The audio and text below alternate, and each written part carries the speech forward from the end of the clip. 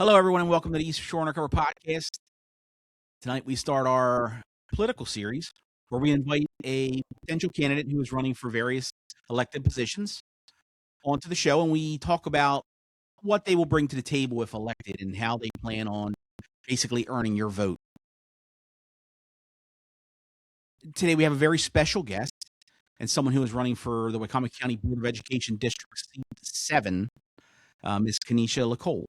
Kenisha, welcome to the show, and thank you for joining us. Well, I am doing good. I'm doing good. See you in your vehicle there, waiting on the kiddies? Yes, I'm in my office. I think we're all comfortable and used to that. We sit in our office, and I believe all of us Absolutely. Vehicle, our car is our office at times. Absolutely. For those community members who may not know you personally, share with us a little bit of who is Kenisha Le'Cole. So I'm a mother, first and foremost, as I'm sitting here waiting on my son at the Salvation Army. I'm a holistic wellness strategist. I would call myself someone who would like to dive deep into the holistic side of who you are as a person to help you grow and navigate through life, whether it's mentally, physically, emotionally, spiritually. I'm a life coach, a Reiki practitioner. I am a mentor for Wicomico County Public Schools. This is year 3. I am also on the YDAC committee for the city of Salisbury, which is the Youth Development Advisory Committee, which is advisory to the mayor. I am also the vice chair of the Truth Committee, which is Truth, Racial Unity, Transformation, and Healing Committee for the city of Salisbury. I am also, and I'm going to make sure I say this correctly, I am also a Wicomico County representative for the Frederick Douglass Society of History, Culture, and Affairs. And I also have 15 years of banking. Let's see, what else do I have? I am also a proud Wicomico County Public School class of Y-High graduate. So, There you go. Some I can actually say that I know relates with a lot of people. I definitely am not the healthiest person in the world. So I do have fibromyalgia and Crohn's disease amongst PTSD and anxiety and a couple of other illnesses as well. Gotcha. So let's talk about, what you'll bring to the table. Our kids are the future. And first of all, I commend you for wanting to make a difference in the community by getting involved with the Board of Education. You're running for the Board of Education District 7 seat. What made you decide to enter into politics and get involved in the Board of Education? What made me decide to get into politics is I am not a politician, but a friend was like, hey, you should run for something. And I'm like, nah. And they were like, Board of Education. And I was like, okay, I can do the kiddos. I love the kiddos. I'm always in the community with the kids. You can see me here, there, and everywhere, making TikTok, doing all kinds of things, playing in my hair. I mean, always doing something. And I said, you know what? Yeah, I'll do it. And I feel like that I would be one of the best people to put forth the effort because I'm relatable. I'm here to be a voice for the community, and being that I am in the community in all walks of life, whether it be African American, or whether it be Caucasian, whether it be LGBTQ, whether it be whatever religion it may be, you can find me at almost any event that's going on in the community. If I'm not handling something with my children, my own children, of course, or myself, I might try to make it a point to show up and be a voice. And I feel like I would be a really good person to be a voice, that bridge between the student and the teacher, or that bridge between the student and the parent, that bridge between the community and the school system, to be able to carry those things out. Somebody that they can actually trust and confide in, that they know has no problem speaking up and speaking out about the true things that they have on their mind. And for those who don't follow her on TikTok, she's got some of the best TikToks out there. So what do you feel is your greatest asset that you bring to the table if elected to the Board of Education District 7 seat? My greatest asset, I would most definitely say, sounds cliche, but I'm relatable. As I said, who I am is at the beginning. I'm just your regular working, trying to make ends meet. I see that our future needs some help in different ways, whether it be mentally, community, safety, and education. Those are my seeds of change. And I feel like that we do need that, and being relatable in all aspects to be able to bring that to a multi-group of people and a diverse group of people to be able to understand them. Relatability definitely matters. And I feel like I can relate to almost anybody with any issue, event, or situation or behaviors to be able to help them figure that out, to be able to bring that to the table. And relatability means sometimes for our little brown girls, sometimes for just our young women, period, to see somebody that they can trust, somebody that they can look up to, somebody that they can confide in.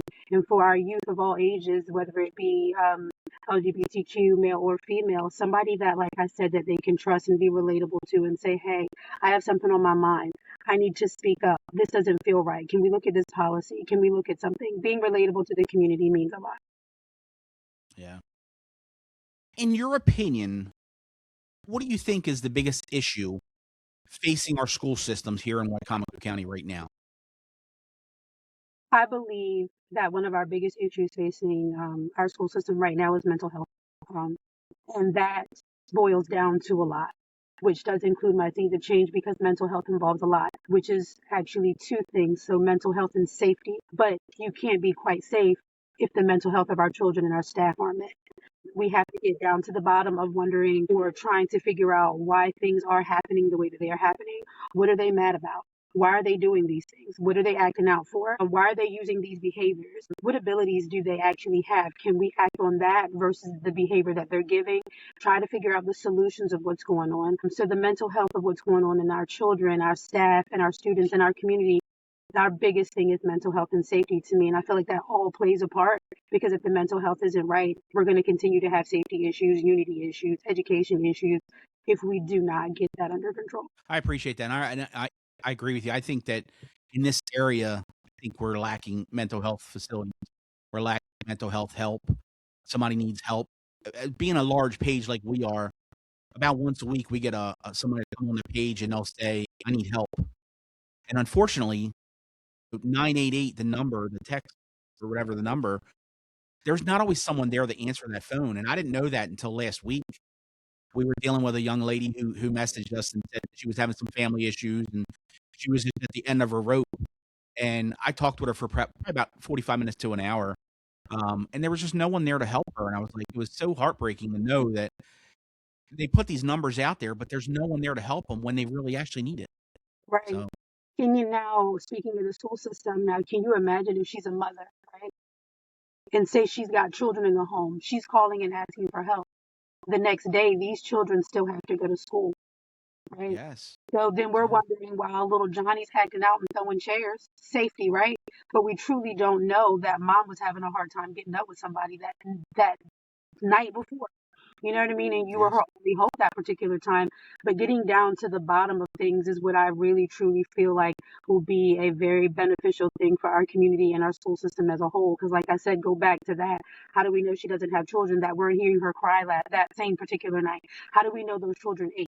How do we truly know the issue that she has going on, whether it's a bill and this child still has to go to school and we don't know what they harbor from what they feel? I mean, we all feel things regardless of what religion you are. We all feel things and feel very deeply for people and others, especially who you're connected with. So can you imagine the Yes. child when they has to go to school? And then we worry about the safety of our school system, but we truly don't know what's going on in the home. While we're talking about school safety, we're now seeing some of the schools like Delmar Middle and High School who are now using a weapons system, and the kids must go through security checks entering the schools. And first day it happened, we were sent a bunch of photos from the parents, and it appeared like it was a nightmare to deal with the children. What are your thoughts on the school safety, and do you think these security systems will help make our children safer? I do personally believe that the school systems do need security measures. I just also believe that our community needs to have patience, just like with anything else. There's going to be trial and error. We have to make sure because we got to remember that when we first do something, it's not always going to be crisp and clean, right? So of course there's going to be issues that we're going to have along the way with installing these security measures, making sure we get the efficiency, thorough, making sure that things are done correctly coming into the school system. I do believe we do need them. I just believe that we also need to take time to understand that we're going to have to try different ways. Maybe we have to change it up next week. Maybe this isn't working this week. Maybe we change it up next month.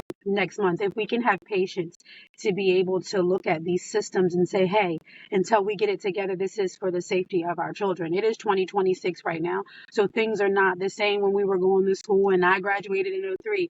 Things are not the same. So we do need security measures with different things. We have different things going on with AI. We have different ways and different places and options for people to get things, to just put things together, whether it be plastic or metal or whatever, to get through detectors.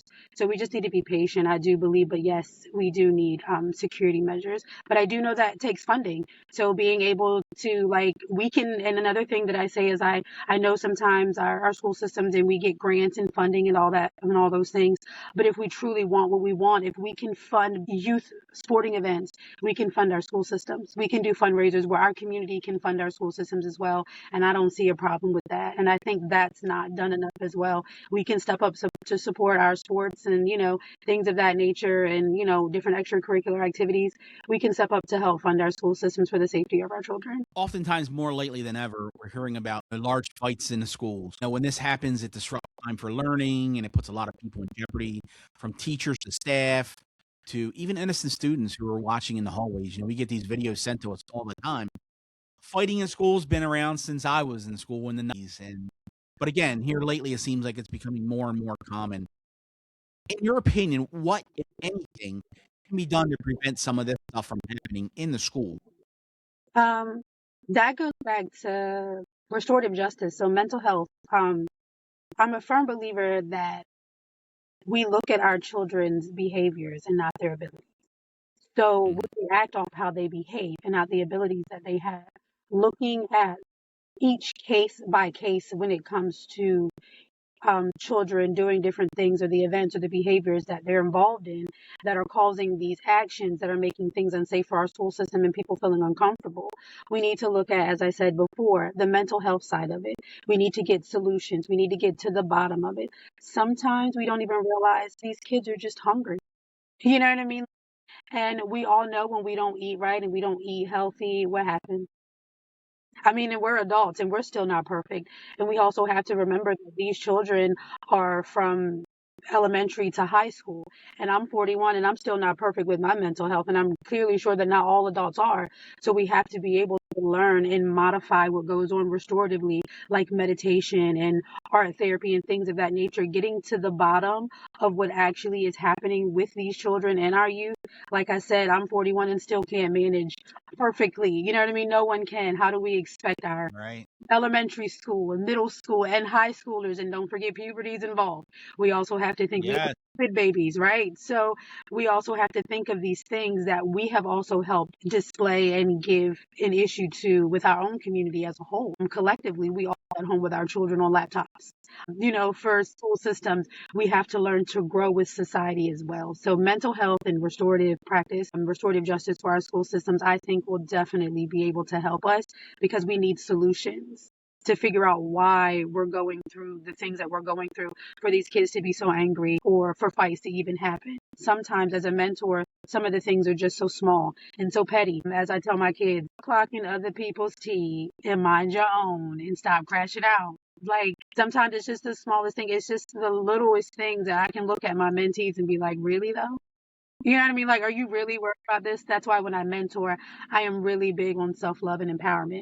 So you can worry about yourself, like your own tea, aka with the kids, and stop crashing out. So I'm just a firm believer that I do believe restorative justice will definitely help that, and making sure that we're getting to the bottom of the actual cause of what's going on to be able to help our youth. Last year, we asked a question on the Facebook page, and it was about discipline in the schools.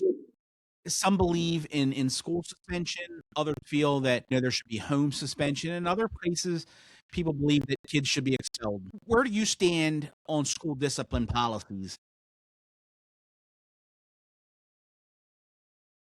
It all goes back to mental health again for me. The unity, safety, and education piece, it all fits. I say that because each case is different. You may have one child, as we spoke of, say because I've heard it before, they've thrown a desk, right? First time they've thrown a desk, but it hit somebody got really hurt. That's an action or behavior that shows aggression, right? Clearly, why did that happen? But then we can have someone who repeatedly does it, right? Someone who does it repetitively. Like I said, each case should be a case by case. The person who did it the second time, those are things that you look at with policies and procedures and see how to carry it.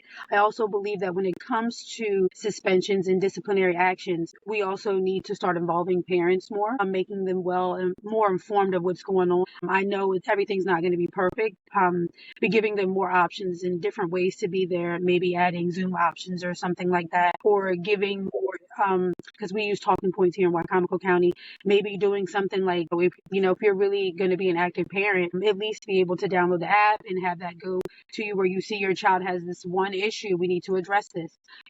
Second issue, now we need you to come in or we need to have a conversation so we can address this together.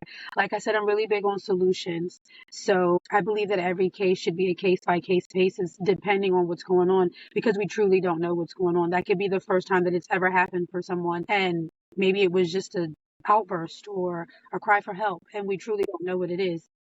So I feel like it should be a case by case basis, but we definitely need disciplinary actions depending on what it is and what the issue is and the behavior and the action of the event. Going back to the school safety for a minute, currently we have 13 school resource officers, SROs, dedicated to the school systems in Wicomico County.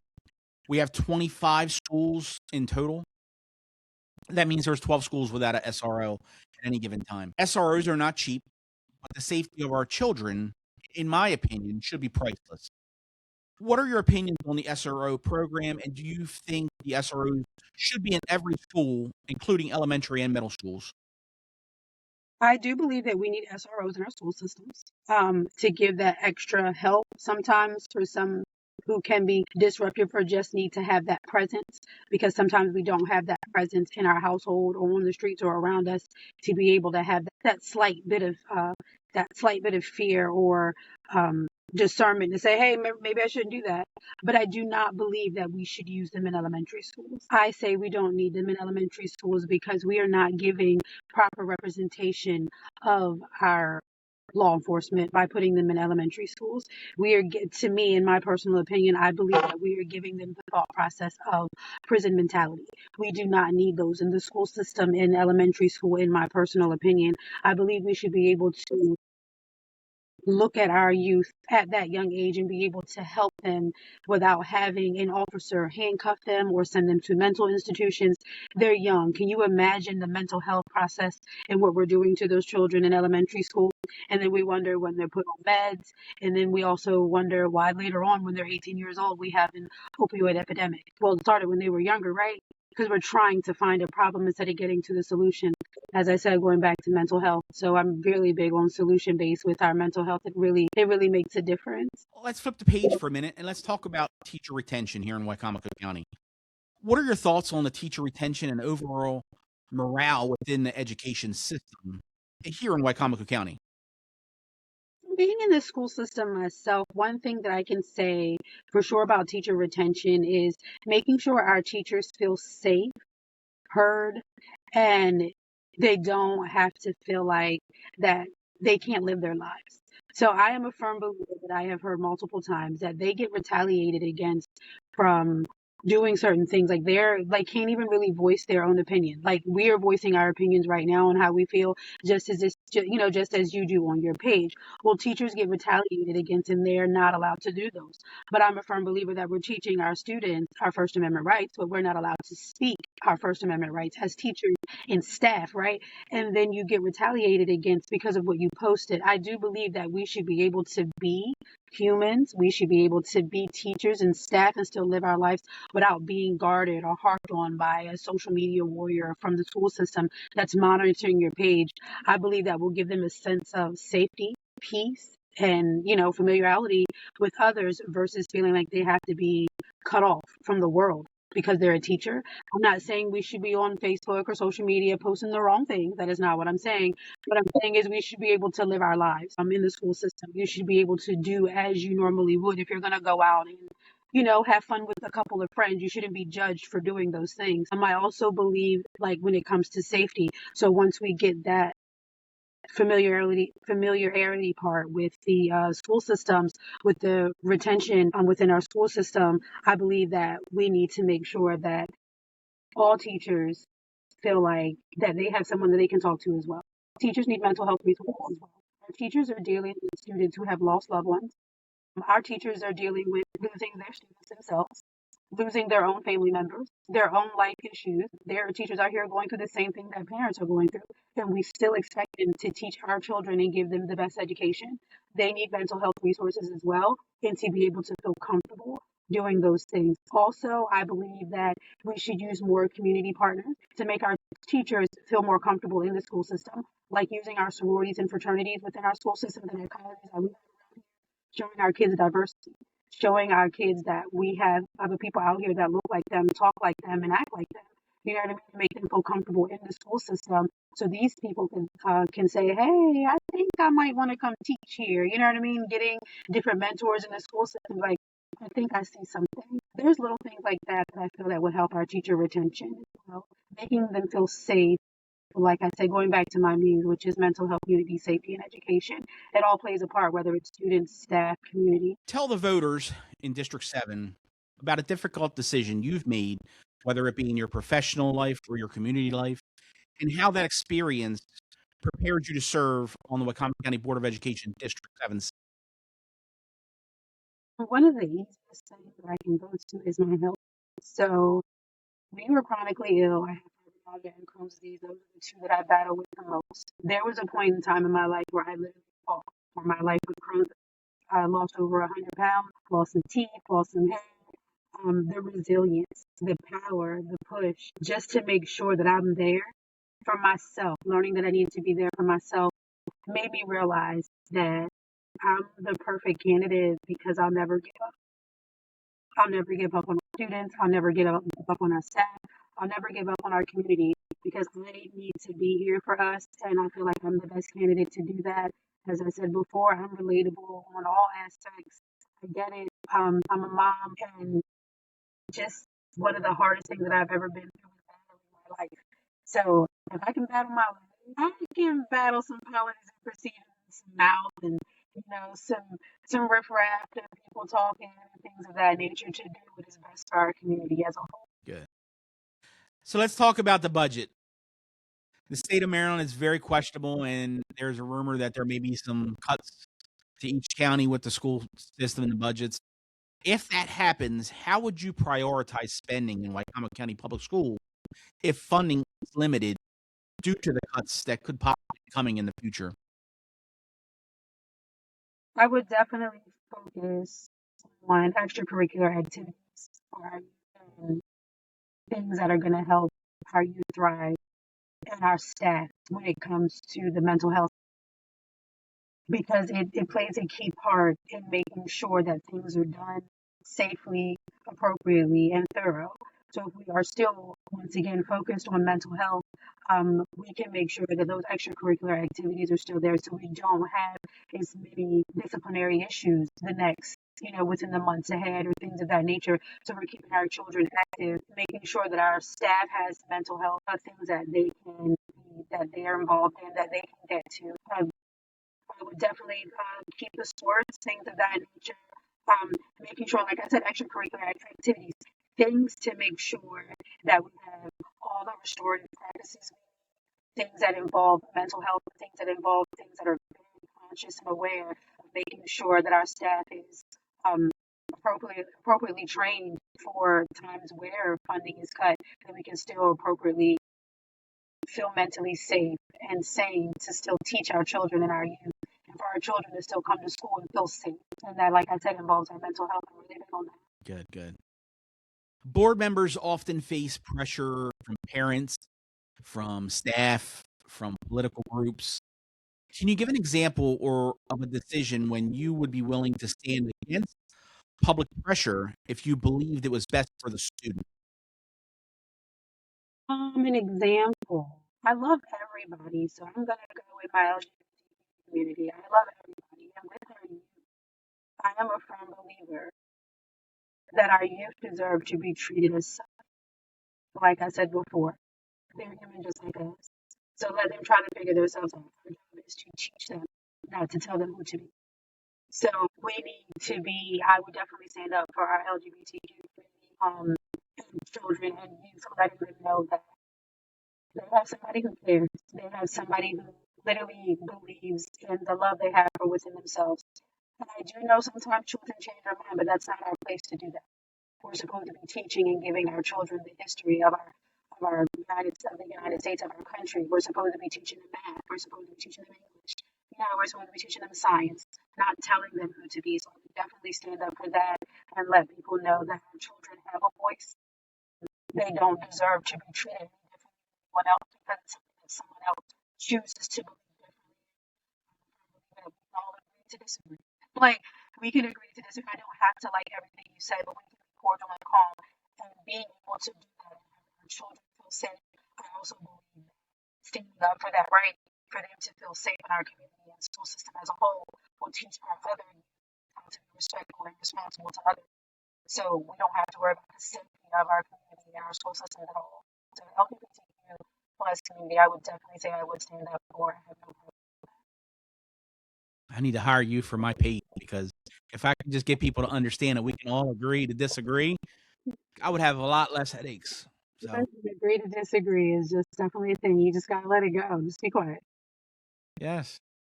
What is one policy or practice in Wicomico County Public Schools that you believe is failing students right now? And what concrete change would you push within the first 12 months to overcome that? I wouldn't say that I have one particular policy or procedure.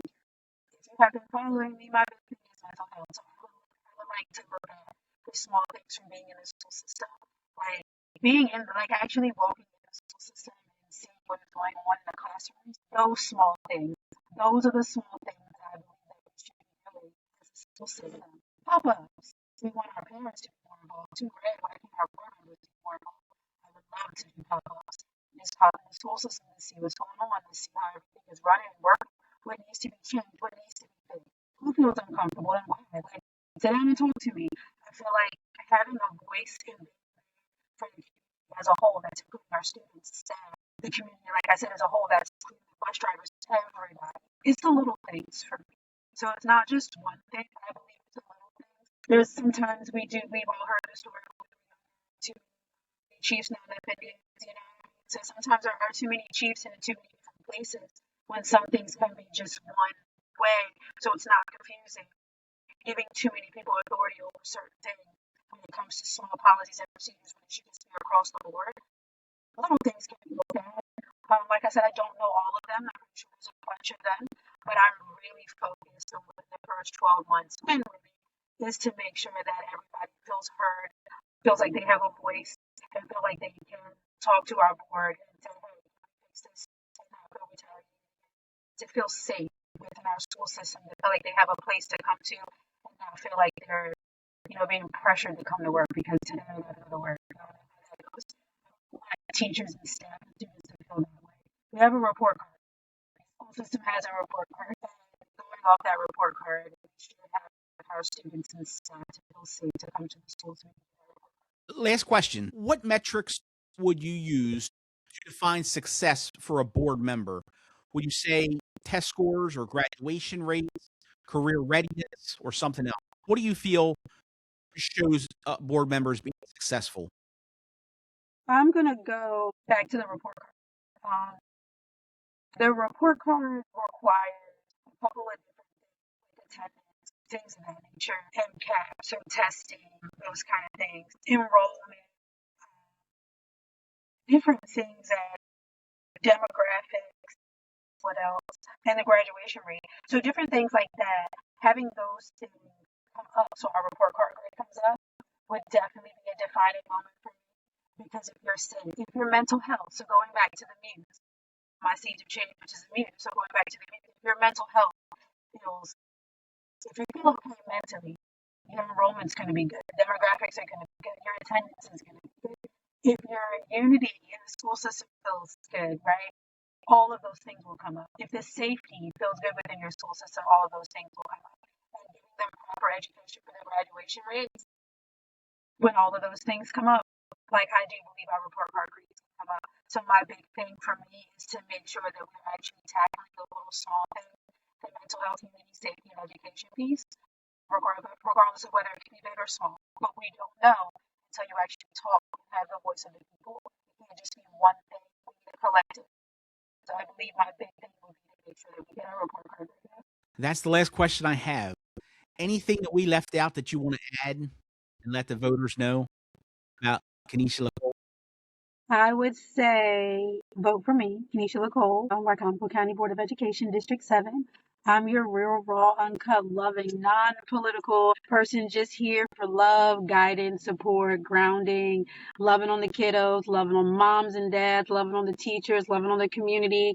I'm here to be that voice. I'm here to be that light, and I'm here to be that voice of something different, someone who is active in the community on a bunch of boards and committees who literally here, there, and everywhere. I hold no cut cards. I'm here to be that person that just carry out that muse, my seeds of change that I am the muse to carry out, which is mental health, unity, safety, and education. That's a really big piece for me. And I'm grateful that whoever is listening will take the time to look at any of my platforms. Like I said, I'm very honest and open. I have a Facebook page, Kenisha Le'Cole for Wicomico County Board of Education, District 7. I do have a TikTok, as you mentioned, Kenisha Le'Cole, an Instagram, and my personal Facebook as well. My personal Facebook is where you see me actually being really well engaged in the community. I consider myself a blogger because I didn't realize how many people that I was influencing with my health and my life. So vote for me, somebody who's a true person of change and love and solution. Well, I want to thank you for coming on the show tonight. It was my pleasure having you on here and getting to know you. And I wish you luck in the campaign. So much. So, well, folks, that's all we really have tonight for this podcast. And we have learned a little bit about Kenisha, who is running for the Board of Education District 7 seat. I want to thank you all for taking the time to watch the podcast. And if you'll be so kind, please click the subscribe button. And if you found this podcast enjoyable, click that like button. I appreciate it. And the algorithm will love you for it. Be kind to one another. And once again, thank you all for watching the Eastern Shore Undercover Podcast.